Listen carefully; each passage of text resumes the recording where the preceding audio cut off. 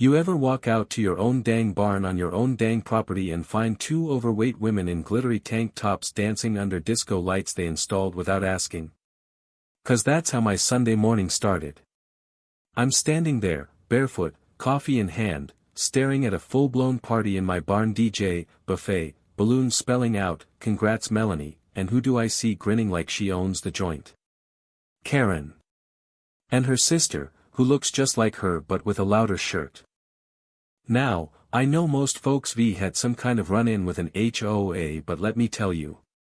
Our HOA's run by the Karen sisters, and they're a whole different breed.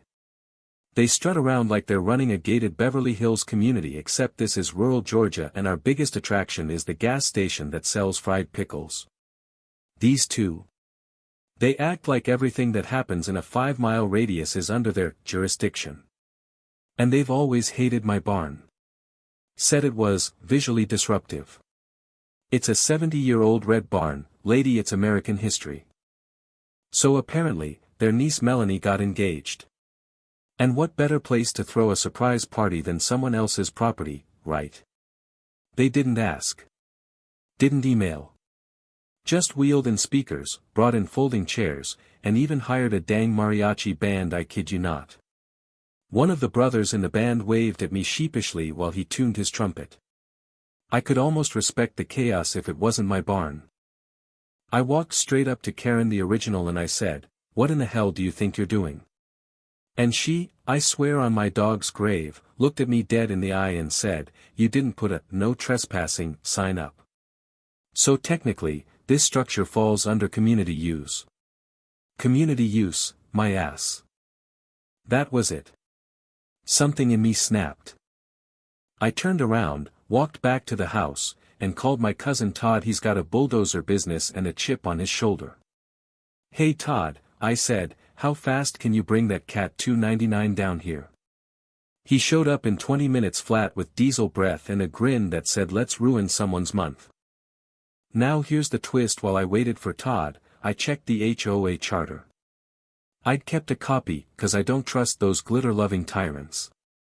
And sure enough, in fine print, it says, "Any structure utilized for unauthorized HOA activity shall result in immediate HOA review and liability for damages." You know what else was listed under structures funded by community dues? The HOA Clubhouse.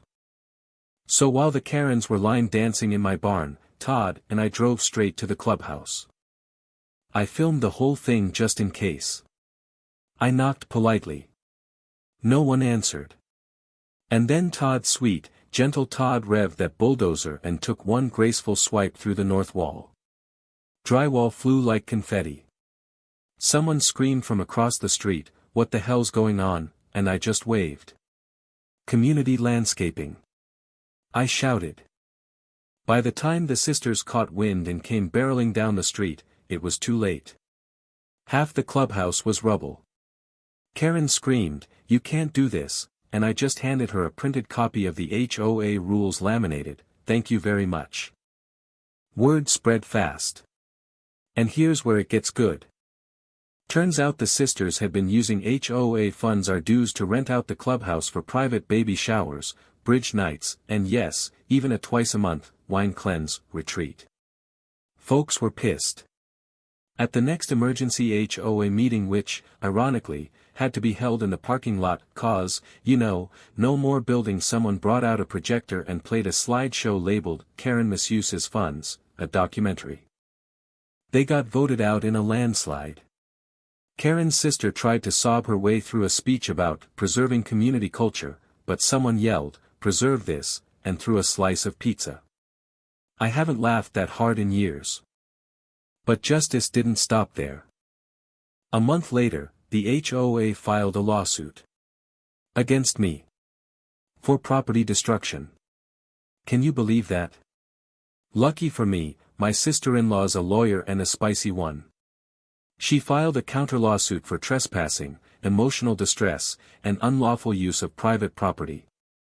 The case dragged on for 6 months, but when it finally hit court, the judge looked at the Karen sisters and said, "Ladies, you basically squatted in a man's barn for a party. What did you expect?" I won. got full reimbursement. They lost their positions, their little clubhouse, and now they get dirty looks at the grocery store every time they try to buy glitter balloons. Last I heard, Melanie had to cancel her wedding, 'cause half the guests sided with me and her fiancé's dad called me a legend. I'll take it. So yeah. Moral of the story: don't hijack a southern man's barn unless you want your whole HOA bulldozed into memory. And hey, would you have bulldozed it too? Hit that subscribe button and let's talk lawsuits, neighbors, and revenge done right.